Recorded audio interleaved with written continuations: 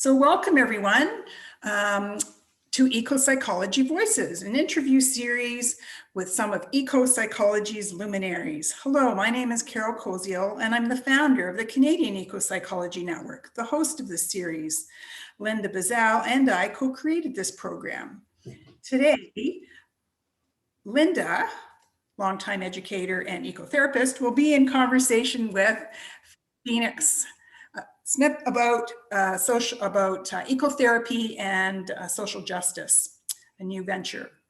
Linda and Phoenix, thank you so much for sharing your time and wisdom with us today. And Linda, the airwaves are yours. Thanks, Carol.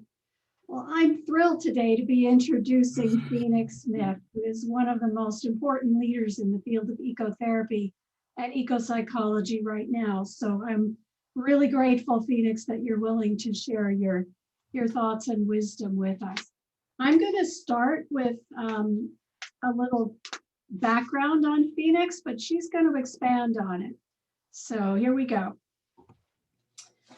J. Phoenix Smith, MSW, and she uses she and they pronouns, has been teaching and practicing ecotherapy for 11 years, having received a graduate certificate in the pioneering ecotherapy program at JFK University in 2011. Excuse me. Since 2005, she feels blessed to live on the land of the Ohlone in the East Bay, Oakland areas of Northern California, where she has also participated in actions supporting Ohlone sacred lands and has built relationships with other Indigenous communities in the Bay Area through ceremony, friendship, fundraising, and activism. She grew up on and has 4 generations of her maternal lineage on the lands of the Coahuicutal, I hope I'm saying that right, in San Antonio, Texas. And her ancestry is mixed with African, Indigenous, Mexican, and European as a descendant of enslaved and non-enslaved peoples. Phoenix came to ecotherapy after a career of over 20 years in public health, where she still leads and directs public health programs that address health disparities for diverse communities. She also walks the path of the Orisha as an initiated elder priest in the Lukumi Afro-Cuban religion, where she provides spiritual counseling and guidance, ecotherapy, divination, and other ceremonial support through her devotion to the African gods of the earth, fire, water, plants, air, and stone. Her combination of professional experience and lived experience as a Black queer ecofeminist directly informs her work, wisdom, and knowledge in public health, social justice, and the fields of ecopsychology and ecotherapy. In 2020, she founded the Alliance for Ecotherapy and Social Justice, a new fiscally sponsored ecotherapy project that is working to expand the field through an intersectional lens aligned with social justice. So welcome, Phoenix.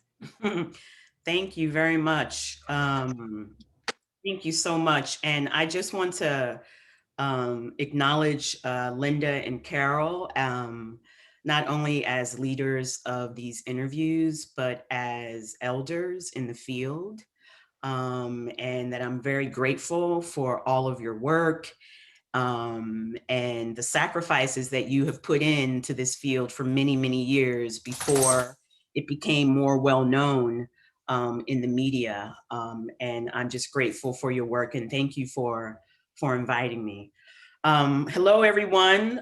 It's good to see some familiar faces. Raina, hi, Raina, it's good to see you. Thanks, Andy, for coming. Hi, Peggy. Hi, everyone. I'm so grateful to be here today. And I hope I can offer something that inspired you or makes you think or triggers you in some way that sends you down your own investigative rabbit hole more. So I hope I'm able to do that today. So I do have some slides because that does work a little better sometimes with Zoom. But I want to start with the question, and I want you to just hold the question as I go through my presentation. And my question is, how many of you grew up learning the true history of the indigenous people in your country and where you live? How many of you grew up learning about the true history of indigenous communities where you live? And the second question, how many of you grew up learning anything about the true history of the Western Atlantic slave trade? So I just want to put those two questions out there. You don't have to answer them now, but just hold those questions. So if we can load up my slides, I'll just get going. And I want to start by dedicating this presentation to a member of my family. In Ecotherapy, we talk a lot about our healing connection with animals. And next slide, please. And this is my kitty, Coltrane. And we've been together for 14 years. I got her right when I was being initiated. So, and for a year I wore white. So my friend thought it would be cute for me to have a white kitty because we would be twins for a year. Coltrane is very ill. And I'm gonna get a little emotional because she is on her way to the land of the ancestors. So I am holding that in my heart today as I present this. She's been a wonderful companion with me for 14 years, and this is her last week here on this plane on Earth with me. So this is for Coltrane, my cat. So thank you. Next slide, please. So this is who I am, right? So you heard a little bit of my bio. This is a picture of me, and I love the desert. You know, we all have our favorite places in nature. I'm a desert. I really love the desert. And so this is a picture of me in Joshua Tree some years ago. And one of the things I want to say about who I am and my journey is my experience working in public health and in social work directly informs how I look at the field of ecotherapy and ecopsychology. I've never been a single practicing psychotherapist. I've always worked in communities, and mainly with communities of color, queer communities, and people that have chronic illness and disabilities. So this is where all of my thinking and my work is informed by all of these different things that I've been doing for now over 25 years. Next slide, please. So I want to get clear on what I'm talking about when I say social justice, because, well, what does social justice mean? What do you mean? I mean the land and the people, and I mean simply equity in all of our relationships. That a goal that I have in my life is to be able to work towards social justice for everyone and equity in all of our relationships, our human relationships, our relationships between us and the land and the water and our ancestors, all of that. So that's what I mean. And not equality, because equality is different. Equity gives everyone what they need to enjoy full, healthy lives. We don't need the same things. You might have more than me in one area and I have less. And so I need more of that. It doesn't mean you have less of what you have, but equity is very different from equality. So I want to be sure about, make sure we're all clear about where I'm coming from here. Next slide, please. I always start my presentations, and in my spiritual practice, the elders say the ancestors gave birth to the spirits. And so these are my ancestors, and some of my ancestors at least. And these two pictures reflect the joy and the pain of life and of all of our ancestors. So on the left, you can see my ancestors in their work clothes, providing labor, physical, hard labor that built this country, unpaid labor for many, many, many, many, many, many, many years, right? And you can see the look on their faces. They don't necessarily look very happy. I could imagine it was very, very hard working, their labor that they put in. But then on the other side, you see my ancestors having a good time and joy. And so I want to emphasize that, you know, it's not just the pain that we inherit from our ancestors, but it's also the resiliency and the joy as well. And here they are in the midst of living in Jim Crow, Texas, segregation, lynching, not having social justice, not having equity. They were still able to tap in to joy with each other. So I want to give thanks to my ancestors for allowing me to be here and supporting me on my journey. Next slide, please.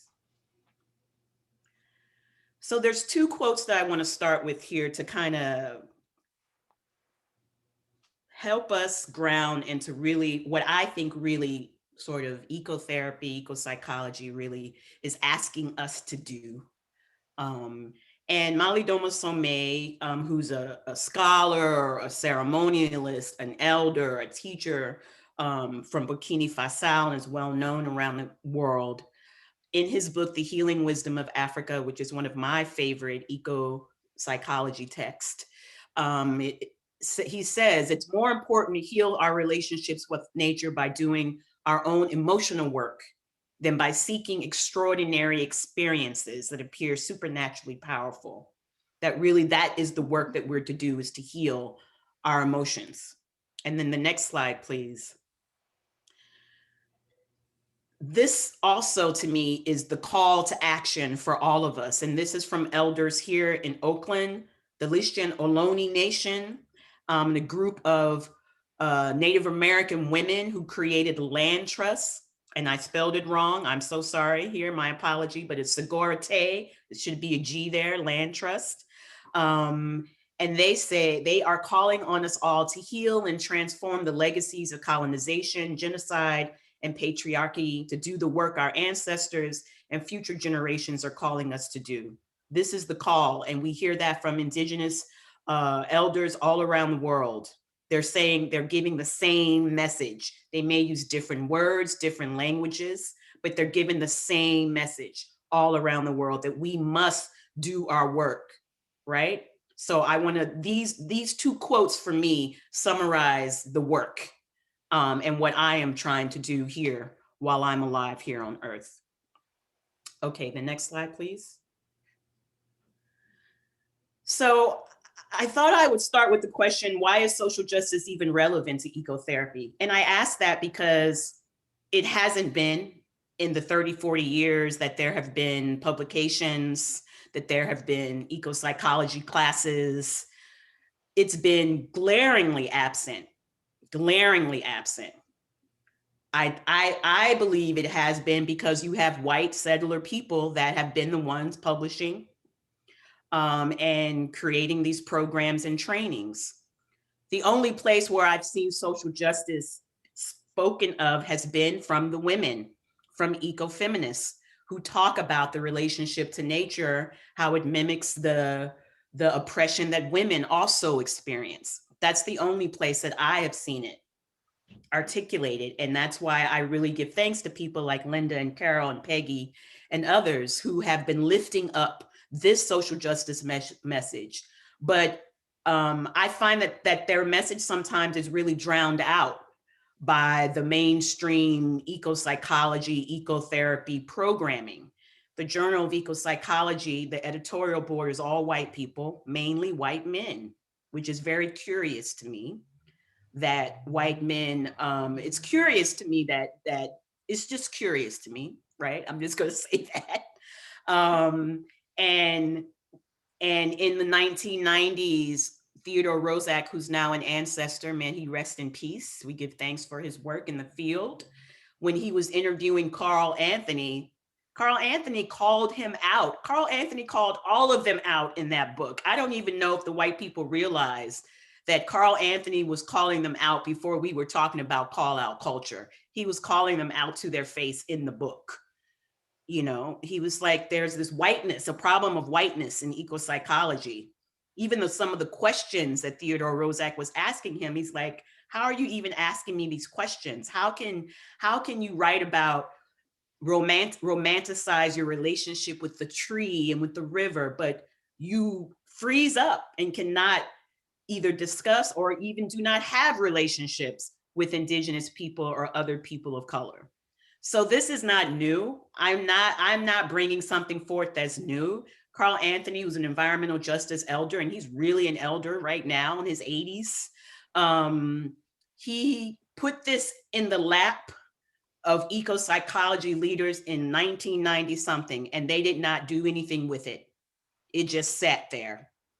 But he called them out in the 1990s. So I stand with the ecofeminists that I mentioned, and I stand with Carl Anthony. I stand with other people that are here to say we need to be more explicit in integrating and talking about social justice in the field. Why is it relevant? Go back to that question I asked. How many of you grew up learning the true history of indigenous people in the world? I didn't. I did not grow up learning the true history of the slave trade. I didn't. So we have to learn, we have to unearth these stories, and this is why it's important. I have this picture here of Yosemite, right? Park here, Yosemite here, and you have the Ashwani people here. And, environmentalists love to lift up John Muir, who was a rabid racist, right? He talked about Indians as dogs and Black people as animals, right? Henry David Thoreau, who waxed poetic about all the peace he found, right?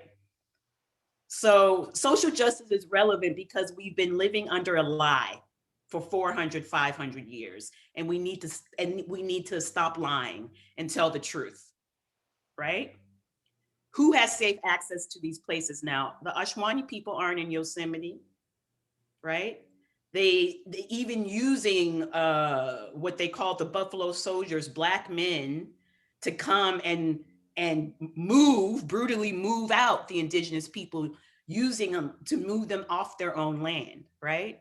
So I never learned these stories about Yosemite or about the true history of indigenous people.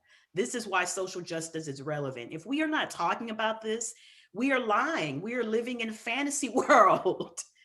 Right? So it's really important that we really investigate for ourselves and really integrate social justice in our practices, in our marketing, in our courses, in our classes, so that we can all move and do the healing that Malidoma Somé spoke of, and do the healing that the Ohlone people and indigenous people all over Canada are speaking of, so that we can have an earth that is livable for our children and our grandchildren. Next slide, please. Okay, so I want you to be patient with me here because I'm working this all out, right? I'm not in a PhD program. I'm a community scholar, right? So I haven't had time to do a dissertation and a literature review, although we're going to work with that with the Alliance because I am a public health person and I know the value of looking at research, different types of research. But this work here is my 11 years of being an ecotherapist, my 25 years in public health, and my 53 years of living life on this planet as a Black queer person. Okay, so that's what this knowledge is, right? This is evidence-based knowledge coming from me, right? So I've tried to create, it's not perfect, like a timeline of like where we are and how we're moving. And so I say that climate disruption, and if you ask indigenous people, if you ask Black people, if you ask people in Hawaii and the Pacific Islands, the climate disruption has been happening since Europeans arrived to those places. They've been living in the apocalypse. We've been living in some form of apocalypse since then, right? Now, other people in Western society are now saying, scientists, oh, it's a climate emergency. It's been a climate emergency for indigenous people for 500 years, 600 years. They've been living in an apocalypse. And for Black people, especially here in the United States, those of us that are descendants of enslaved people as well, right? And then I want to jump, I'm jumping really, jumping to the next stage. Again, it's not perfect, but just bear with me. In the 60s, we see this American environmental movement that they are actually using strategies from the civil rights movement, and they're stealing strategies from the civil rights movement, right? So we see this happening. And at one point, Dr. Martin Luther King Jr. talked about environmental justice in his work. There wasn't a term environmental justice, but right before he was assassinated, right, he was working on a campaign with sanitation workers in Memphis, right, where he was talking about the connection between these men picking up trash from the earth and their own dignity as human beings. That's ecopsychology. He was talking about this right before he was assassinated, right? But if you're only reading John Muir and Henry David Thoreau and race, you won't see the connection because you're not even making those connections, right? And then the 90s were also, I think, a very important period because we have in the United States, the American with Disabilities Act passed. And I'm familiar with this also in my work because in the early 90s, I started doing HIV work and working in jails and on the streets in Washington, D.C., right after I got out of college. And people living with HIV have a disability. They're considered a disability. And so I was working in a feminist policy organization in DC, and we were analyzing the legislation, right? And then as you see here in 95, the UK started to develop laws around disability, people with disabilities having rights, et cetera, right? Then we have the first People of Color Environmental Leadership Summit, which was very powerful in 1991. Right now, people are celebrating this time period around environmental justice, especially now because we have a new president, thank God, here in the United States. And Biden has created the first environmental justice advisory panel. We've never had one in the history of this country. So I want to lift that up right now. And then you have the book, Ecopsychology books being published, and the Ecotherapy book by Kleinville. So for me, it's just an interesting connection that these things are all happening in the 90s, right? However, the people writing the ecotherapy, ecopsychology books, they're not connecting their work to the first People of Color and Environmental Leadership Summit. They're not connecting their work to they're not seeing these connections, or if they are, they weren't writing about them, right? Then we come to the 2000s, and I always reference Andy Fisher's book, Radical Ecopsychology, because for me, that is one ecopsychology book that he really took a step out there and was like, okay, we need to really start looking at this in a more get to the root, right? Which is what radical is, right? And he started talking about social justice, right? And I'm grateful to you for that, Andy. And then in the 2000s, Wangari Maathai receives the Nobel Peace Prize for, I would say, the world's largest ecotherapy project, training women, poor women in Kenya, to plant trees, to become financially sustainable, while also reconnecting with their earth-based ancestral history. Because remember, Christianity is all over Africa, and many Kenyans were Christians. But Wangari Maathai talks about her ancestors talking about their relationship to the land. This was the largest ecotherapy project in the world, and she received the Nobel Peace Prize for it, right? But not once did she use the term ecotherapy or ecopsychology, but she was talking about, if you read her books, the connection, our mental health, our spiritual health. But she also brought in social justice because the women were able to make money to become financially sustainable, which is also important, right? And then we have the nature deficit disorder, right? The book written by Richard Louv, who's not a therapist. He's not even in the behavioral health field at all. He's a journalist, and he's using mental health language and has created the internationally well-known Children in Nature Network. Again, he's not a therapist. He has no license, no PhD, no MSW, nothing. But his book and his writing struck a chord, and he's created a movement out of it, right? And then My friend, who's also a senior advisory counselor to the Alliance for Ecotherapy and Social Justice member, Jared Manos, wrote Ghetto Plainsmen, which for me, when I look to read, I love reading biographies, autobiographies. It's just a love that I have. And if you would look in nature writing right now, although people are talking about it more, but nature writing, you would rarely see writing from other people of color or from Black people. You know, there's always the romanticizing of indigenous people, but Jared's biography, his eco autobiography about his journey, um, as a man who was involved in the drug trade and the healing that he found on the prairies in Texas, just very inspiring. And I believe is a seminal eco-psychology book. They're actually making a movie right now about his life story, and his work is really fantastic. And I'll share more about that later, right? Then you have Linda. I want to give a shout out to Linda and Craig Chalquis for their Ecotherapy, Healing with Nature in Mind, right? People still talk about that book. It's very important.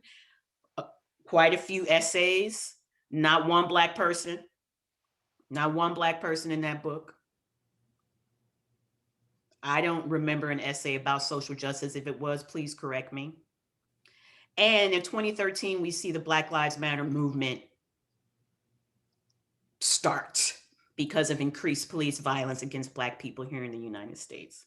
So in 2000s, I'm making these connections, right? To me, these things all connect to ecotherapy, eco-psychology, and social justice. And so all of these things helped inspire me to launch this new project I'm calling the Alliance for Ecotherapy and Social Justice. And I'll talk more about that as I proceed with my presentation. Next slide, please. So, you know, we have some real blind spots in the field. And I say we, because all of us here, you know, we're practicing it or interested in it and wanting to get involved. And some of the things that I see is that we're still looking at it through this lens of white middle class, colonial settler values. You know, nature as comfort, as retreat, which is important. But as Carl Anthony said to Theodore Roosevelt, I don't understand how you people can relate to the spirit of a tree, but not value Black, Indigenous, and other people of color. Again, I mentioned the only professional journal in the field. If there's a new one, please let me know. The Journal of Ecopsychology, the editorial board is all white, mainly men. That's problematic. Cultural appropriation in the field is pretty common. It's just it's a common standard. It's common, right? There's lack of attention to disability justice. Social justice includes disability justice as well. And I see with people that are licensed therapists, psychotherapists, really you prioritizing individual healing over collective care, right? And there's more blind spots, but these are some that I've just picked out. And then the next slide, please. So these are 4 things here, and I could have listed 100, but I'm working this out. This is a work in and this is a work in progress. I'm not here. I don't have any definitive answers. I am not your social justice savior. Please don't look at me like that. I am not the Black person that's going to make you feel better about being white. That's not my role here. That's not my role in the field. And I say that because when I started in the field, I was one of only few Black people that had like a little website and was writing some blogs, and I would get interviewed every now and then. And some of it was because they didn't see any other Black people talking about it, right? But I also know as a Black queer woman of 53 years of age, like I also know when people want to try to tokenize me. And I've had that happen in this field as well, right? From white people who just don't know any better. So I want to put that out there around my experience being an ecotherapist and practicing and some of the barriers I've experienced. But access, if we're going to talk about social justice, I think one of the first things is just access, right? So there is a report that came out recently. I put it here at the bottom. It's called The Nature Gap from the Center for American Progress. You can look it up. I highly recommend you do. And they outline a couple of things with data. They did a deep dive research around this. And they talked about that more than 76% of people who live in low income communities of color, they use a term called live in nature deprived places, meaning you don't have trees, you don't have fresh air. I live in East Oakland in California, in Oakland, California, because this is a place where I could afford a home. I'm grateful I could even afford a home because homelessness is really high here, right? But in this neighborhood, there's high rates of environmental toxins. There is uh, two major factories that are in this neighborhood, right? And we know that in communities of color, indigenous communities, reservations, communities, Latinx communities, other communities, industry, they put environmentally poisonous industries in our neighborhoods. I don't have a lot of trees on my street, right? It's a lot of asphalt and concrete. So in many ways, I live in a nature deprived place. I don't have a lot of healthy grocery stores around me, but because I'm in the Bay, I can drive 15 minutes and I could be at Middle Harbor Shoreline Park, Martin Luther King Middle Harbor Shoreline Park, which is a major flyway for birds to come. And it's a beautiful place that I go to for some peace every day. But just building that park was an act of social justice, and activists had to do a lot of hard work to get it. There's a lack of access for disabled communities. I could go on and on. How many parks where you see trails that are paved or signage that is appropriate where people can actually see, or where you see interpreters that can help people that are hard of hearing? You rarely see that. At least in the United States. I'm speaking United States. So access is a huge issue. Everyone doesn't have access. And then how do we define nature, right? Does it only have to be these pristine areas, which is a very Eurocentric white settler view of the land that has to look a certain way?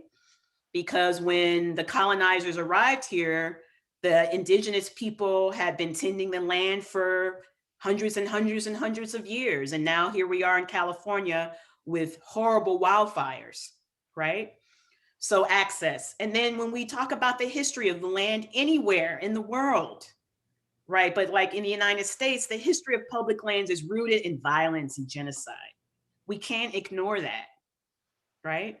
And then there's removal and exclusion. So when people say, oh, well, we want to make things accessible. Well, you have to understand that historically, the US has segregated and removed and excluded Black, Indigenous, Latino people from public lands and other natural places. My father, who just turned 84 years old, March 24th, grew up in Ohio, and he was part of the civil rights movement, and he and his friends segregated the swimming pools, and they were arrested for that. That's a big story in my family. So Black people couldn't go swimming in swimming pools or swimming holes, or, they would be lynched for that. This is living history. My father is still alive. This is not 500 years ago. He's 84, year-old Black man, and he had to segregate swimming pools. How many of us learned about that history, right? And then violence is wrapped up in it all, right? We still continue to be the subject of violence and intimidation. There's stories in the media where you see the Black man that was trying to go birding in Central Park, and the white woman went crazy and they called the police. Like, these are real stories that happen as we see an increase in violence against our Asian brothers and sisters here. There have been incidents here in the Bay Area where people have been hiking by themselves or whatever, and racially attacked by white people on these public lands.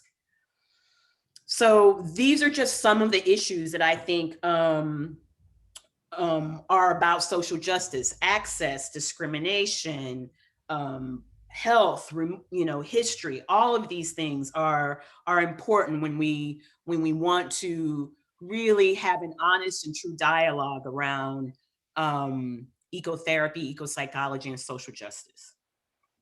Next slide, please. Also, I want to note a few things right now. So since the murder of George Floyd, and we know that the trial is happening right now, there was a worldwide protest. Canada, Europe, Spain, Britain, France, right? Australia. And so people became much more aware. You saw these statements coming out from corporations, from nonprofits, we support Black lives. I didn't see any statement come out from anyone from any organization in the eco-psychology community around that. It's interesting to me. And recently there was a report from the United Nations on mental health. And they said that the mental health field needs to move from a biomedical model to a social justice model. So how many of you in your own practices have a social justice model in your practice? If you don't have it, are you trying to figure out how to make that happen? So this is not just little Phoenix here over here, you know, talking about ecotherapy and social. This is a worldwide shift that is happening in all of the major fields. In public health, which I work in, we are having conversations on the local level, on the state level, and on the national level, my Congresswoman Barbara Lee, around looking at racism as a public health crisis. The American Psychology Association put out a statement around their history of white supremacy, right? They're looking at it. They put out a statement, they're trying, right? National Association of Social Workers has been having a wonderful series of town halls on abolitionist social work and on white supremacy and social work. They happen every month. Get on their NASW website, you can sign up for them. They're very, very powerful dialogues and discussions. They can be very intense, but we have to have dialogues to move through this, right? And then most recently, because I work with a lot of doctors, the Journal of American Medical Association, JAMA, you know, they made a major faux pas when one of the major editors was on a podcast and said, racism is not in the medical field. He has now been suspended from his position, right? So it's all coming up in all the fields: food justice, public health, environmental, psychology. We need to be part of these dialogues. And this is what I hope to offer through this presentation and through my work, through the Alliance. Like, we need to be moving and towards this as well, right? And then the data here on the slide: 85% of psychologists, 68% of marriage family therapists, 66% of licensed social workers are white in the United States.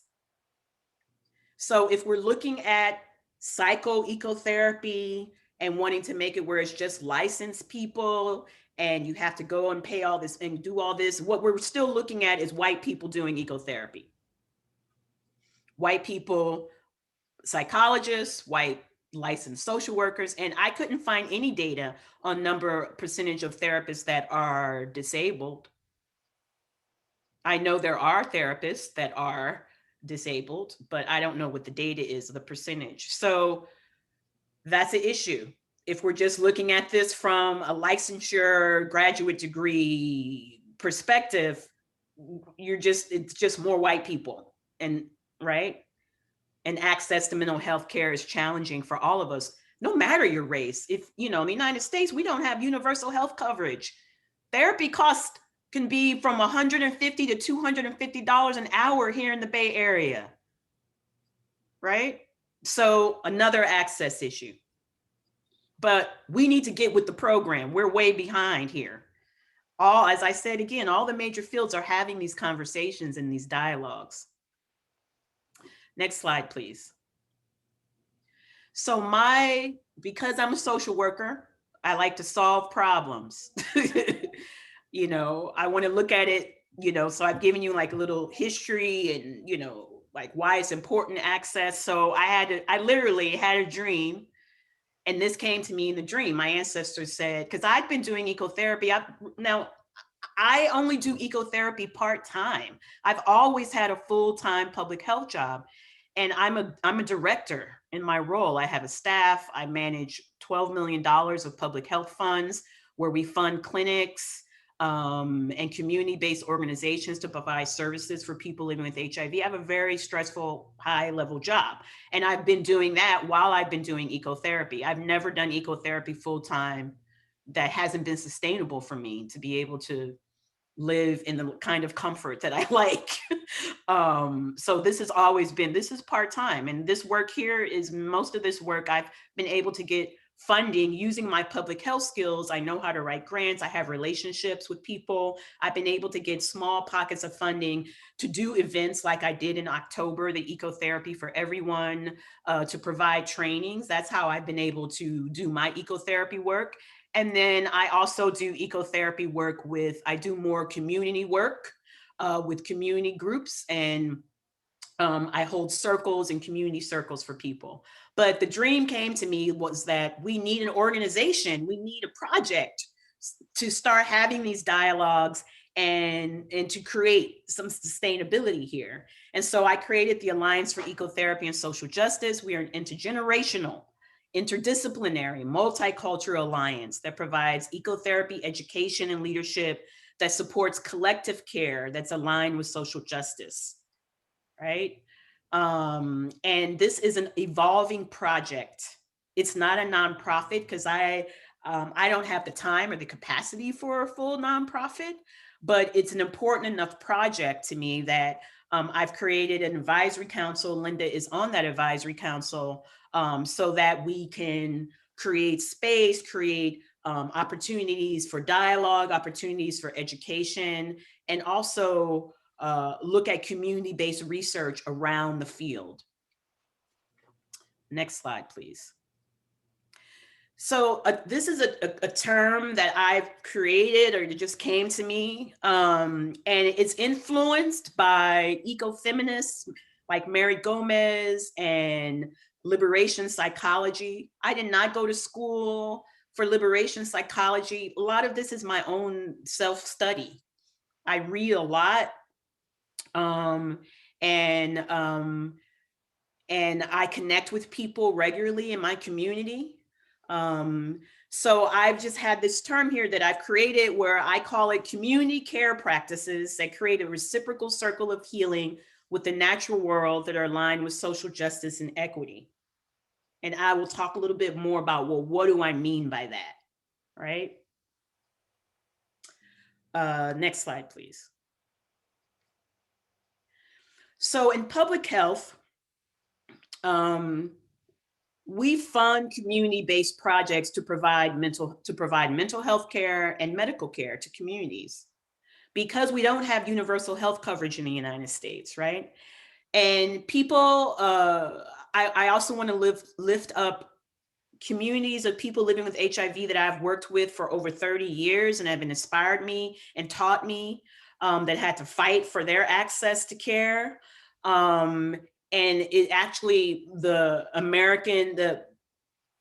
healthcare coverage that we do have in the United States, what they call Obamacare, was modeled after the Ryan White Care Act, which is HIV care services in our country, and which is a program that I manage. It was modeled after that. And the only way that we were able to get that passed was through people dying, people putting their bodies on the line, people in the 80s throwing blood on Reagan and all of that. You look at the history of HIV, because it very much informs my work today.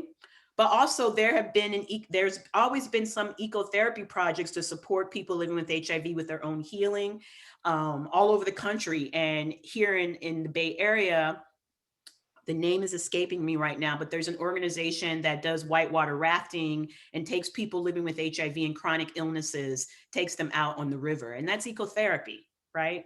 So a lot of this, my ideas, it's nothing new, is I've just like transfer my skills. Oh, I see community-based projects here where they use peer counselors to do serious medical things like HIV test counseling. You don't have to be a nurse to test someone. They train them how to do motivational interviewing. All of that in public health is a standard model where you have paraprofessionals, people who don't have degrees, providing important public health functions. And I believe that we can provide skills and training for people that are interested in ecotherapy that can also serve a role of like a community public health worker. In the Latinx community in the United States, there's a model called promotores, and these are usually women, Latino women that are leaders in their communities, right?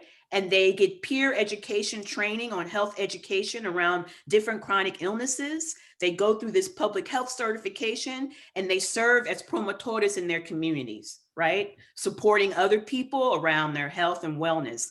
And so we're creating a model like that for ecotherapists. I'm looking at that public health model, right? In creating this liberation ecotherapy community-based projects, which is what I'm calling it, right? So some examples that I have here, Acta Non Verba is in East Oakland, California. It's an urban farming project. Kelly was on our Ecotherapy for Everyone symposium last October. She's the executive director. I met her because I volunteered there to work in the garden when I was unemployed in 2010, 2011. And I was depressed because I didn't have a job. And as you can see, I work a lot because I have my job. So work is like one of the things ecotherapy is healing for me is workaholism, like really helping me to slow down. But I would go garden there, and she's created this wonderful community-based project that I say is a liberation ecotherapy project. She works with children and youth here in East Oakland. They teach them about farming and gardening, but they also help them with tutoring, earth skills, like they're teaching children around carpentry. They also, a major component is teaching them about money and saving money, opening up savings accounts for the children and college savings accounts for the children. So it's an interdisciplinary project that has been supported here in East Oakland for like 10, 11 years, right? They do not use the term ecotherapy anywhere in their work, but they're doing ecotherapy.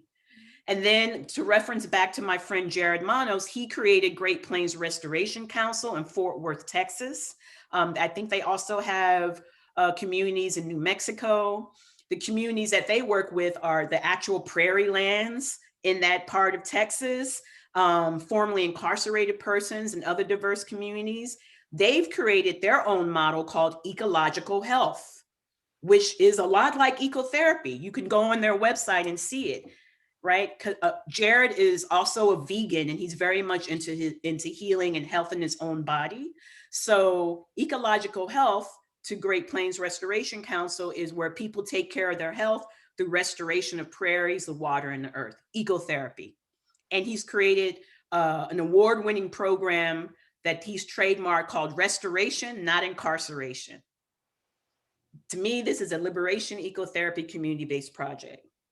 And then here in Oakland, in my hood, Planning Justice, I'm very blessed to live here and have access to these communities. I have been a volunteer at times with Planning Justice. I've donated to Planning Justice. I was invited there once to hold an ecotherapy circle for men that are part of that community. And they work a lot with formerly incarcerated as well. And that was one of the most meaningful ecotherapy circles I ever held, because, you know, one of the things I asked, I'm like, are you sure you want me to hold it? Like, I'm not a man and I haven't been incarcerated. But they were like, no, Phoenix, because they knew me from the community. I built relationships with them. I supported their events. And when I just asked the men the question, like, how, you know, tell me about your relationship with the plants, they didn't talk about, oh, well, this kind of plant is for this. They talked about their emotions. These big, bulky black and brown men that some of you would probably be scared of and would cross the street if you saw them, started opening up their heart and talking about how working with the plants remind them of their children. I started crying. It was very beautiful and very touching. And one of the places where ecotherapy projects are blooming are in prisons. The Inside Garden Project at San Quentin, they've created an ecotherapy curriculum. And we are going to have an ecotherapy and social justice dialogue in June. And I'll share more about that. And we've invited them to come talk about ecotherapy in prisons with people that are incarcerated and with people that are formerly incarcerated. Not once have I seen in any of these published books, courses, people talk about these powerful ecotherapy projects that are happening within prisons. And I just have to pause there. Why? What is the problem? Night, you know, like who are people connecting with around this? And they've been doing these programs for over a decade. These programs aren't new. Inside Garden Project is not new. If you just Google stuff, you will find on your own. And they have created the most inspiring ecotherapy curriculums and projects so that people can heal in prison and coming out of prison. Planning Justice works with the Ohlone people as well. They've actually, you know, acta non verba means actions, not words. I love that title for the organization, but I'm saying that because Planning Justice bought land here in East Oakland, here in the hood, like literally, if you go to their farm, it's like you're going through all the most ghetto little neighborhood. The streets are not really paved well, and then you pull up and you're like, wow, what is this? And you walk out and they have all different, you know, versions of fruit trees that they're planting and growing, and it's the most beautiful place. In the middle of the hood, there's this oasis that Planning Justice has created, and they have deeded the land back to the Ohlone people, that within 10 years, and they've paid off most of their mortgage, they are going to give the land back to the Ohlone people because the farm is located on Ohlone sacred land. This is action, not words. This is deep relationship building, right? Their ecotherapy practices, they have permaculture trainings, they farm, they make medicine, they go and teach in the elementary schools and middle schools here in Oakland, you know, teach food justice to the students. And they're actually giving reparations by giving the land back to the Ohlone people. Like they're doing it in practice, right? And their model for their nonprofit is a sustainable model. It's a nonprofit for-profit model. So they don't have to rely on grants all the time. Through their farm in East Oakland, you can buy plants, you can buy fruit trees, right? And they've also are working in another project to create a cafe and a farm. Like their business sense is really, really impressive to me as well. Like they're not just relying on the old state nonprofit model. Right? They're like Wagara Maathai, they're creating financial sustainability for people in the community. One, they own the land, and two, people get living wages. People that work there, they get health insurance and benefits. Many of the men that come from prison, their health is, and women, is horrible because, you know, they feed you like shit, right? You don't get health care in prison. So when they come out, they getting access to health care, social justice issue, access to mental health care, social justice issue is very difficult. So Planning Justice gives them a livable wage and gives them insurance as well, health insurance. So these are like examples of what I'm calling, you know, I made it up, right? I'm calling liberation ecotherapy community-based projects, and which I think is a powerful model.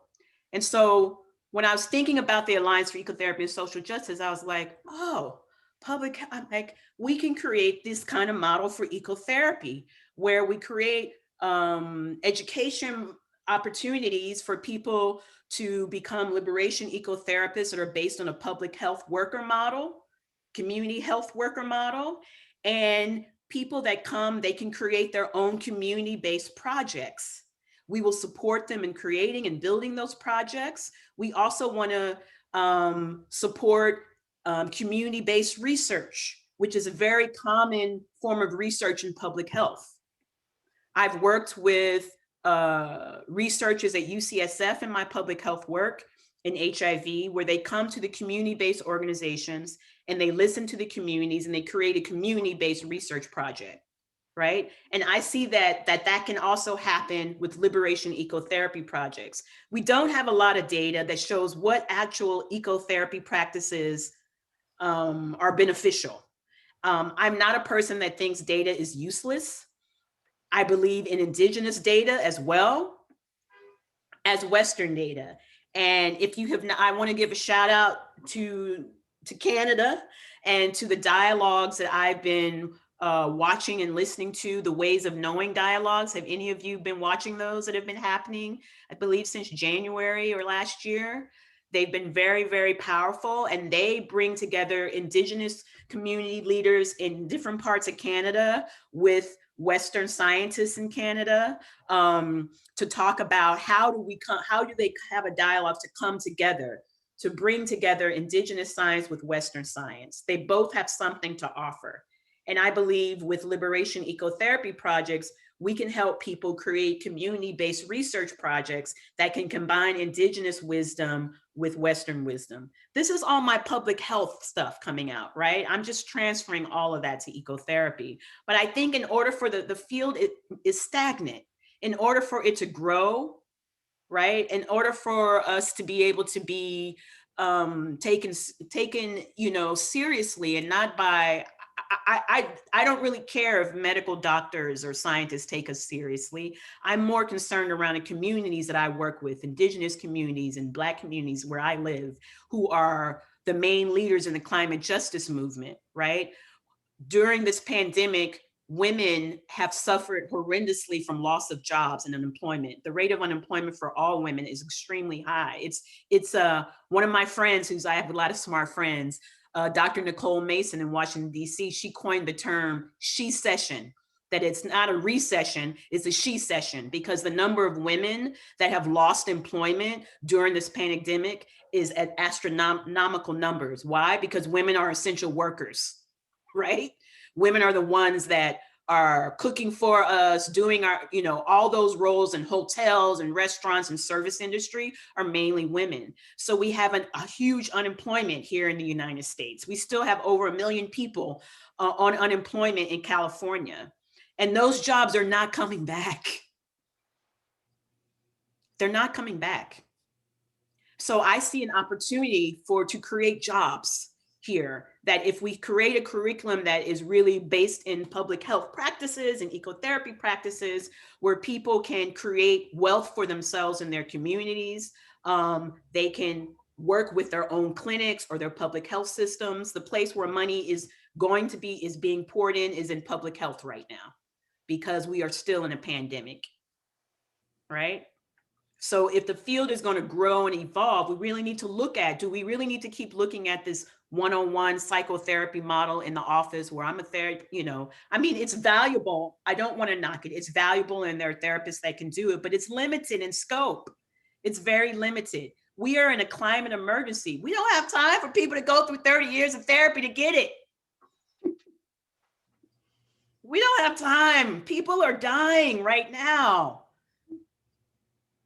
Our water is poisoned here in the United States, right? We don't have time for the 30, 40, 50 years of psychotherapy to heal our traumas with our, you know what I mean? Like, we need to scale this. And I see community-based ecotherapy projects as scaling it, right? It doesn't mean I am in therapy. I've been in therapy 20 years, so I understand. I am not knocking psychotherapy, but also my experience where, I have friends that are therapists. They're not used to working with large groups. They're very comfortable one-on-one, which I think is why some people may not be able to venture into the social justice field to do collective care, because not everybody is suitable to work in groups. And I understand that. Get in where you fit in, but it limits the field. Right. And it makes ecotherapy just like another certificate, like in mindfulness, like you can get an add-on in mindfulness, which is fine. But I believe that the urgency of the time and the emergency of the time, we need to expand to collective care and not limit it to people that can afford, the thousands of dollars in graduate school, and then the thousands of dollars to get a license. All of those things are barriers to people being able to get the healing and the access that they need right now. And I think that all of us here, we have an opportunity to be part of this, right? To be able to be active in collective care in a way that respects all peoples, right? I know that it's possible because I'm seeing it right now. This is not a pipe dream. It's happening right now. Next slide, please. I get so activated sometimes I had to bring myself back. So let me just calm down. So someone asked a question, posed 2 questions, and I want to make sure I address them. So one person asked the question, what was my journey? like to ecotherapy. And for me, it was a spiritual journey. It's been always been a spiritual journey for me. I did not grow up camping, hiking. I grew up in South Texas where it's hot and humid and you got to get in the air conditioning because you'll pass out from the humidity. So I did not grow up, you know, I don't have a childhood story I can tell you about fishing with my pawpaw or anything like that. I did not have those stories. um, I played outside all the time because I'm a Generation X kid and I was a latchkey kid. And, you know, I was riding the bus by myself at 6 years old and playing outside until my mom got home. So I spent a lot of time outside in nature, just in the hood. I wasn't in a place that was like a wooded place or a park. We were just outside. So that was ecotherapy, right? I spent most of my days, I was not in the house. I wasn't watching TV or video. I was outside in the dirt, playing football with boys, running around, doing those kinds of things, right?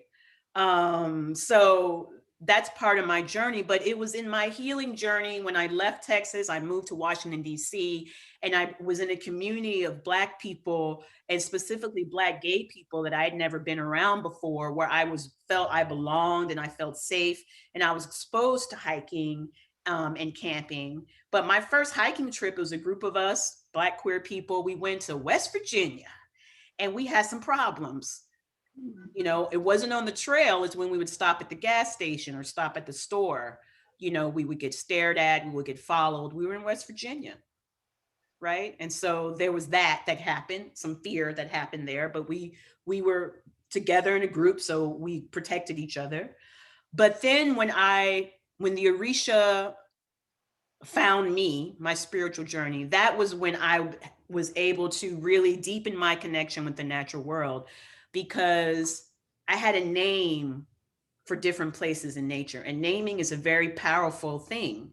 So the river to me is not just a river. Anywhere I go where there's a river, the river is Oshun, who's the Orisha of healing and of love and of community. The ocean to me was no longer just an ocean. It was the goddess Yemaya, who's the Orisha of family and children. So I was able to build a relationship because I had a name. The mountain is just not a mountain to me. The mountain is Obatala, the king of integrity and of patience and wisdom.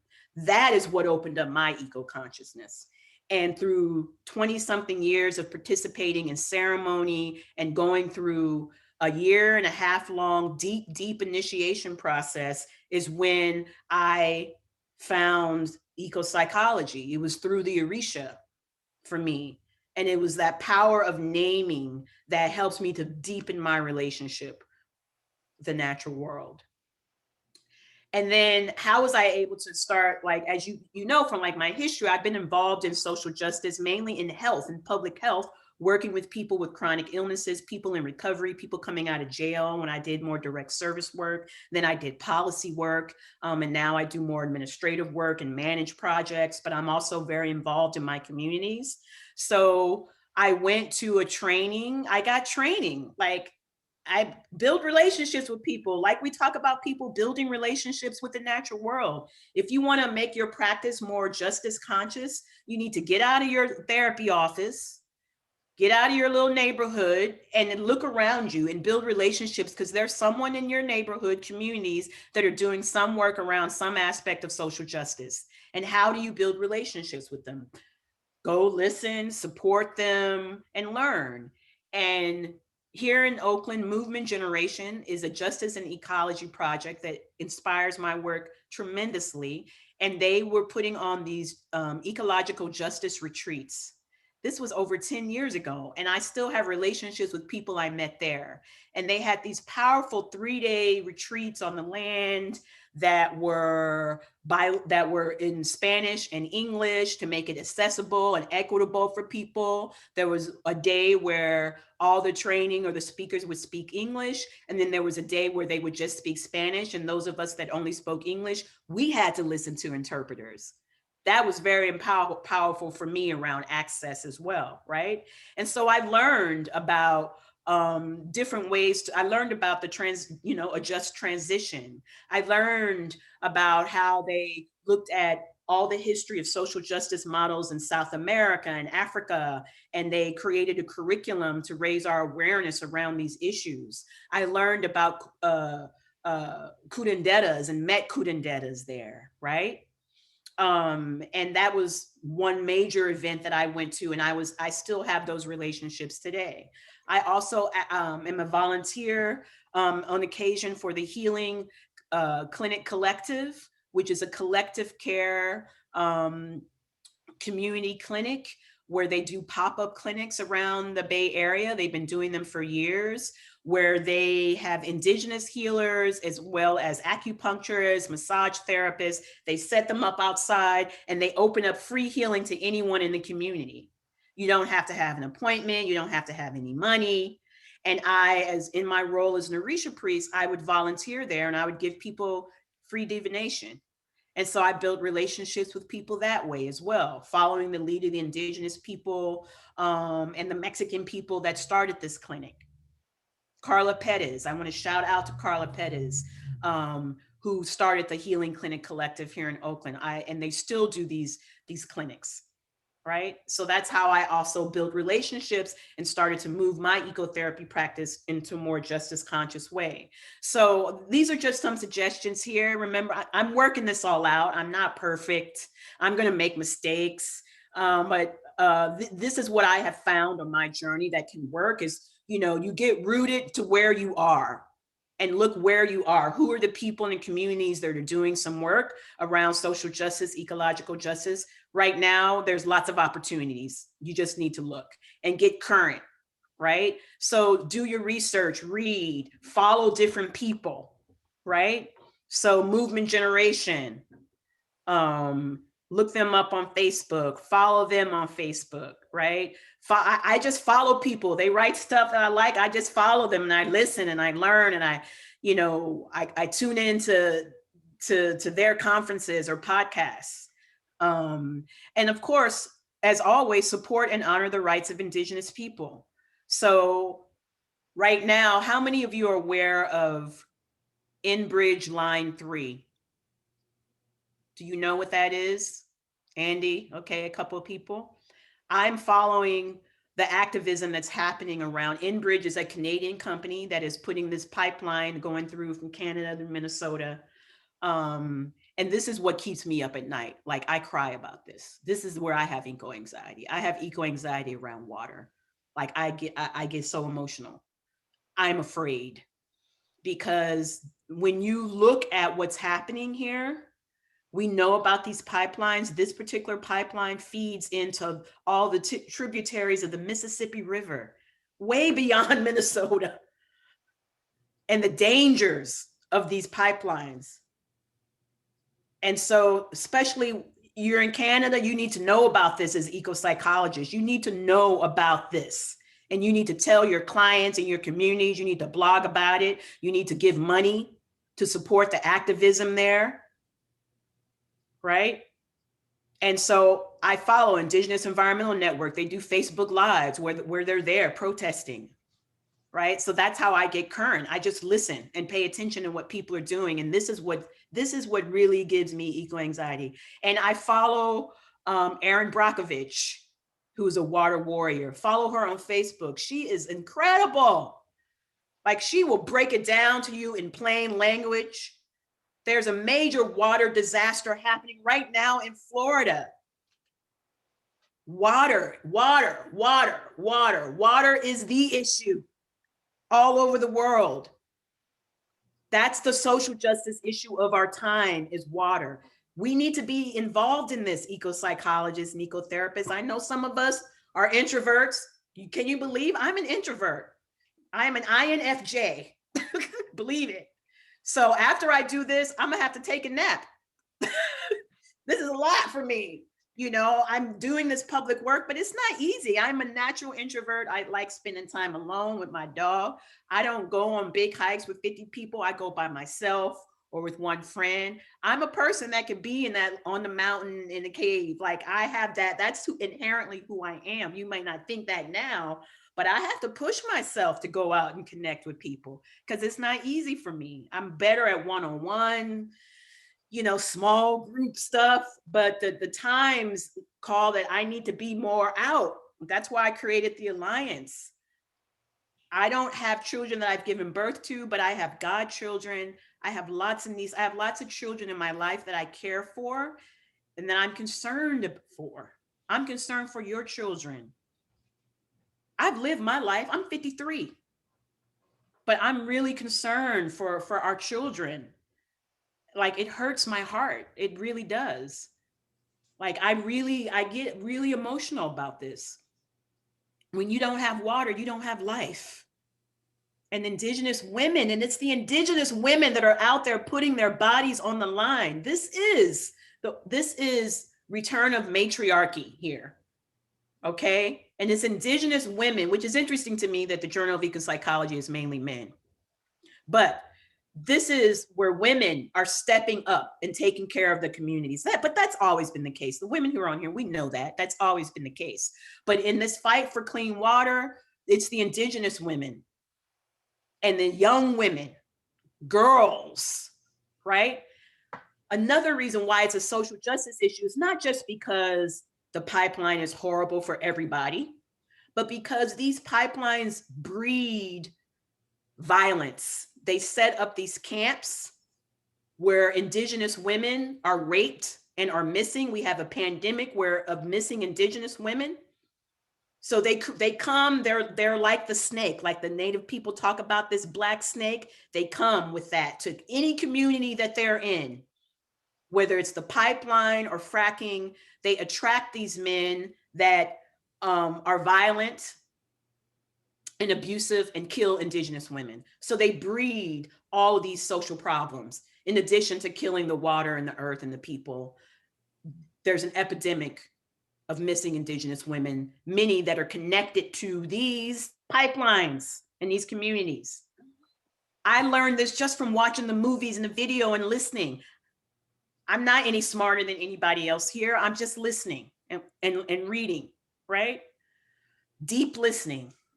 That is one of the things that I learned in my journey of initiation in my path, because I did not listen really well in my youth and growing up. I could be very arrogant and very like, I'm gonna do whatever I want to do.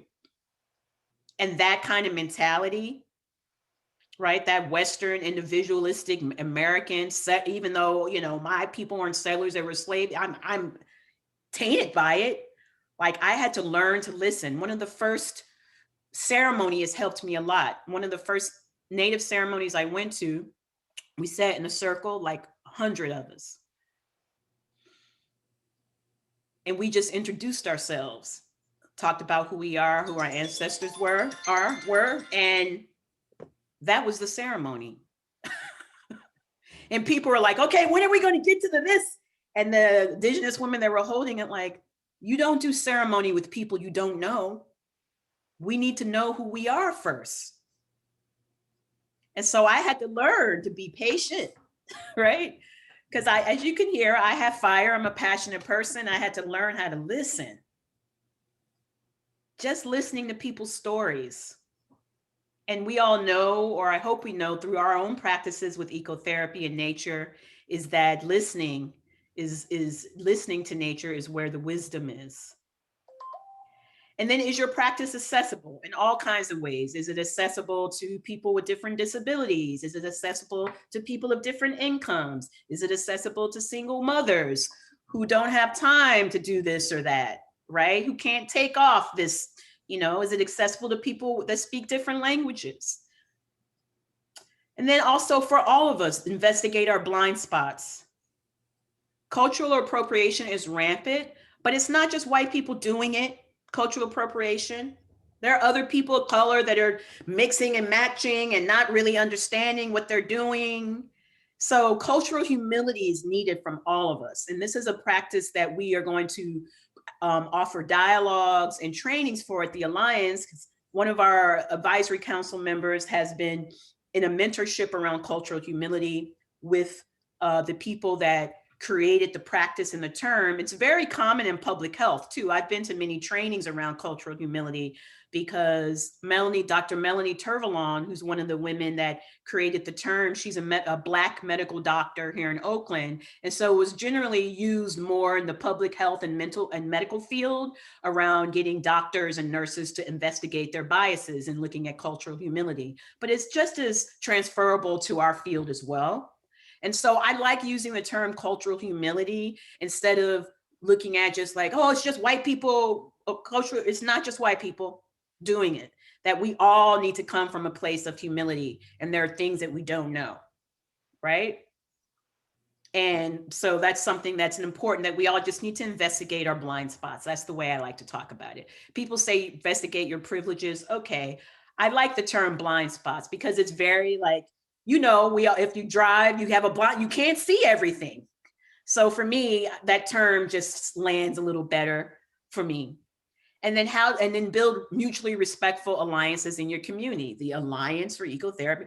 We can't do this alone. The solo practitioner, although that may be how you've had your business for years, I encourage you to move out of that box and create some alliances with people in your community. That's one way. These are just some ways that I suggest that you can start to move your practice to be more, I say, justice conscious. I think that's it. And next slide, please. Where am I? So I want to invite you. Our website is launching soon. Remember, I do this part-time, so it's not,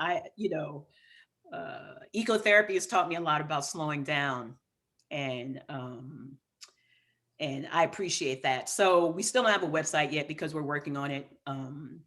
But we are going to do these dialogues, the ecotherapy and social justice dialogues. If you notice, I'm not calling it a summit or a conference because I think we need to really just have dialogues where we listen to each other and talk. And it's going to be the week of June 14th and June 21st. You can email me. We also have a Facebook page. I forgot to put that up. You can look us up on Facebook, the Alliance for Ecotherapy and Social Justice. And you can get updates there. And we're going to have like 2 weeks, like 3 days or 4 days on each week, like a dialogue talking about different issues. So one is going to be around ecotherapy in prisons. And for people we're going to have a panel of people, of formerly incarcerated people that are doing ecotherapy work through Insight Garden Project to hear their stories. We're going to do a panel on people with disabilities and nature connection. Every day we're going to have some wisdom from an Indigenous person and an elder to ground us into where we are now, to just help settle us down and provide some spiritual wisdom for us. There's me and I'm so grateful because there are volunteers that have come to help put this together, we've been working together for the past 3 months, like figuring out how we're going to do this. And so I want to invite you to stay in touch and please join us. We would love to have you there. It's for everybody. And then the next slide, please. I want to give thanks. I have been able to get some funding for my work, and I had funding from these organizations here. If you can imagine, like, SAMHSA, which is a major federal funder that funds mental health projects, they funded the RECAST program in Oakland around trauma resilient methods and projects, and they invited me to come do something on ecotherapy and paid me. And then that's how I was able to do the Ecotherapy for Everyone Summit in the fall, was I used that money to do that and to give stipends to speakers. So I encourage you, another way when you build alliances, you can find funding opportunities to work with your local garden on a project where they can get funding for an ecotherapy project. And I have a lot of experience with federal and local grants and private foundation grants. So, hit me up. I like talking to people. If you have an idea, I can help you process it out and think about it. But I encourage you, if you want to offer, because, as I've said, access to psychotherapy is very difficult. And imagine if you just set up a little office in your local garden and say, I want to hold this therapy group for people in my community. you know, and we want to value people in their time. If you can get funding for it outside of not, in that way, people can come for free or can give you some fruit. You know, we can also look at non-monetary payment. I've received, you know, baskets of sage as payment. I've received baskets of vegetables. It's all good to me. I accept it. So I just want to give a shout out and thanks to people that have believed in my vision. And, you know, I've been doing this for a decade, a little bit at a time. I haven't made a lot of money, and that's not the purpose, obviously. But when I found one person that didn't look at me crazy when I started talking about this and gave me an opportunity, um, you know, I was very grateful, because that's why I'm here today, to able to talk about it. And I know it's because of my public health knowledge. I know how to frame things in a way in my writing and in talking to people where they immediately see the connection to public health and health disparities. So being able to use the language that the people understand is important, right? And then the next slide, please. I think that's it. Maybe there's one more. Oh, no. So if you want to donate to us, we're a fiscally sponsored project. There's a link right there where we have sponsorship from an organization that helps us with back office operations so that we can apply for grants, etc. Lily Cox Haven of Hope, I'm very grateful for them. So that's some information there for you as well if you want to support us. And that is my presentation, I believe. Yes, thank you so much, everyone. Oh, thank you so much, Phoenix. This is such important work that you're doing, and it's so inspiring. I just want to encourage everybody. We're going to have the recording of this, and Carol will be sharing that with us. And I really want to encourage everybody to share that link so that we really get the word out widely within ecopsychology, ecotherapy, public health, education, everybody we know, that this huge transformation is happening in our field and we really can get on board. And just thank you. There's nothing else to say, Phoenix, but thank you. Bless you for doing this.